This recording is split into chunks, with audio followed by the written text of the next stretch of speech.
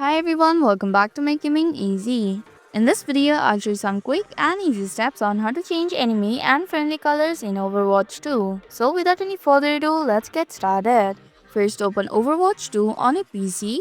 From the main menu, click on the menu icon in the top right corner to open settings. Select options from the list. At the top of the settings menu, click on Accessibility tab. Select Color Blindness option from the left side. Here you'll find settings to customize colors option. Click on the Customize UI color button. Tap on the drop-down icon of enemy UI color. Select the color of your choice. Now do the same for friendly UI color.